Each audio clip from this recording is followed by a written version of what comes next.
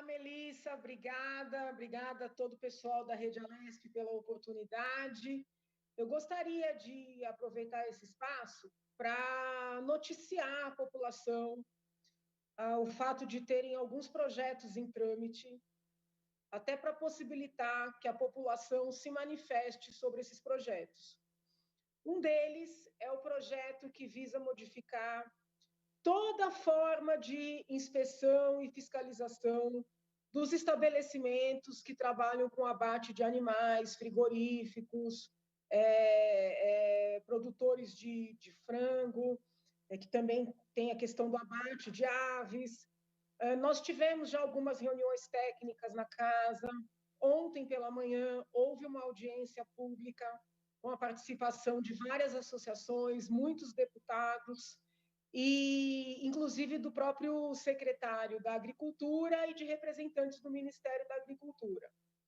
É um projeto muito técnico que vai ter impacto na vida desses estabelecimentos de pequeno, médio e grande porte, e existe um certo embate para saber se essas mudanças, que num primeiro momento constituem sim uma modernização do sistema, poderão impactar negativamente esses estabelecimentos, independentemente do tamanho, ou, como alegam alguns críticos, os estabelecimentos pequenos e médios. Hoje, a legislação federal não separa o ato de fiscalizar do ato de inspecionar. O projeto de lei que veio do governo faz essa separação para prever que a fiscalização ficará a cargo dos fiscais, que são funcionários públicos da Secretaria de Agricultura, e que a inspeção passa a ficar a cargo de veterinários que serão contratados pelos próprios estabelecimentos. O objetivo do governo seria liberar pessoal para poder incrementar as fiscalizações e trabalhar um pouco na autorregulação, que não deixa de ser a forma que outras empresas em outros tantos setores já funcionam. Para que a população compreenda, um frigorífico requer a presença de um inspetor, que hoje é um fiscal, praticamente durante todo o seu funcionamento. Conversando com uma representante do Ministério da Agricultura, ela estabeleceu a seguinte analogia, que eu achei bem interessante. É como se, no trânsito, o guarda do CET ficasse o tempo inteiro ao lado do motorista. O que o governo está pretendendo? Que o guarda do CET fique a postos e haja, multando o motorista, parando motoristas, quando houver uma infração, mas que não fique o tempo inteiro ao lado do motorista, que seria ter ali o fiscal o tempo inteiro dentro do frigorífico. Há quem entenda que isso desburocratiza o setor, que isso vai dar até mais segurança para que nós possamos entrar, por exemplo, no SISB, que é um sistema de equivalência entre a fiscalização estadual e a fiscalização federal. Porém, as críticas são todas no sentido de que, na verdade, se São Paulo aprovar essa legislação, muito embora implique uma modernização, trará uma incompatibilidade com o sistema federal que poderá prejudicar o ingresso das empresas paulistas no sistema do SISB. Então, são duas leituras bastante antagônicas do projeto que está em trâmite na casa. Na minha bancada, por exemplo, o deputado Frederico Dávila, que é o nosso representante do agronegócio na bancada, ele é muito crítico a esse projeto. Eu tenho participado de todas as reuniões técnicas, vamos dizer assim, com o espírito de efetivamente ouvir, de maneira desarmada, todos os pontos de vista. Tem ganhado força na casa uma linha intermediária, e eu percebo nas reuniões e nas conversas antes das sessões que essa linha intermediária está ganhando força, tanto na base do governo, como entre os opositores, ou aqueles que se apresentam como opositores. Qual é essa linha intermediária? Ter uma espécie de uma autoridade neutra que faria essa tal inspeção. Já ouvi que se contrataria uma OS para a SOS contratar os veterinários que vão fazer a inspeção. Já ouvi que o próprio Conselho de Veterinária ficaria incumbido de contratar os veterinários que fariam a inspeção. E também ouvi que as próprias associações representativas poderiam ser essa autoridade intermediária. Tá? Então, muitas propostas estão sendo ventiladas ao longo do tramitar desse projeto. Eu, particularmente, não gosto da ideia de ter essa autoridade intermediária. Entendo que é mais burocratização, mais custo, ou para os empresários, mas também para os consumidores, que fatalmente repassarão esse custo, no preço final do produto.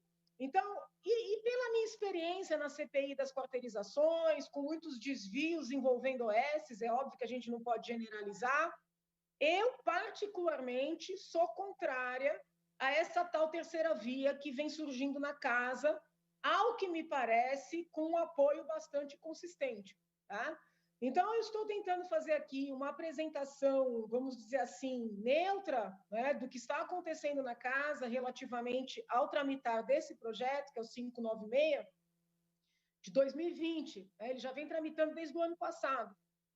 Para que aquelas pessoas que entendem da matéria, que estão familiarizadas com os vários sistemas de fiscalização, CIF federal, CISP estadual, SIM municipal, CISB, que é de equivalência, para que dediquem um tempinho para a análise desse projeto, para uma manifestação mais substancial, a fim de auxiliar os deputados a tomarem um posicionamento. Tá? Eu entendo que modernizar seria interessante, que a autorregulação ela é o futuro, de todas as empresas, porque é impossível o Estado ter um número crescente de fiscais, existe toda a dificuldade de fazer concursos, de contratar pessoal, até por força das restrições legislativas decorrentes da pandemia e da própria lei de responsabilidade fiscal. Então, uma modernização seria necessária, de forma que, no primeiro momento, eu vejo com bons olhos o projeto que chegou do governo. No entanto, não podemos ser irresponsáveis e aprovar uma tal modernização que finde por prejudicar os produtores do estado de São Paulo, sejam eles pequenos, médios ou grandes. Já ouvi intérpretes dizendo que os grandes se beneficiariam, outros dizendo que todos se prejudicarão.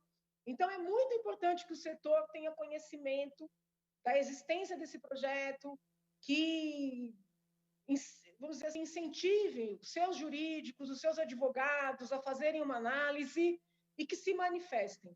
Quanto mais, vamos dizer assim, participação da população nesse debate, melhor vai ser o resultado do projeto quando votado em plenário.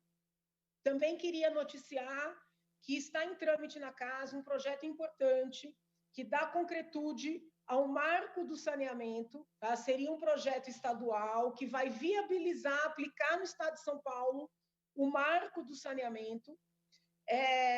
Porém, esse projeto, ele faz uma, vamos dizer assim, ele apresenta uma aglutinação de municípios, ele traz blocos de municípios que eu ainda tenho dúvida, tenho muita dúvida se o que o governo está fazendo dos municípios é a melhor. No Colégio de Líderes, segunda-feira, o secretário Penido, que cuida dessa parte de saneamento no governo, veio, mas assim, participou da reunião virtual dos líderes, fez uma apresentação do projeto e deu alguns argumentos para justificar a divisão como foi feita. Ele disse, por exemplo, que não foram seguidas não foram seguidos critérios geográficos de proximidade entre os municípios, mas foram aglutinados, por exemplo, os municípios que já são servidos pela Sabesp. Eu ainda não estou firme de que esse tenha sido o melhor critério. Por isso eu peço que os prefeitos, os secretários das várias prefeituras, que olhem para esse projeto com cuidado e que se manifestem por e-mail, nas redes, para que nós possamos também privilegiar o saneamento, que é uma necessidade, né, primeira do nosso país, não só do nosso estado, mas da melhor forma possível. Tá? Peço que olhem principalmente a divisão nos blocos de municípios. Por enquanto é isso, mas eu já peço a minha reinscrição.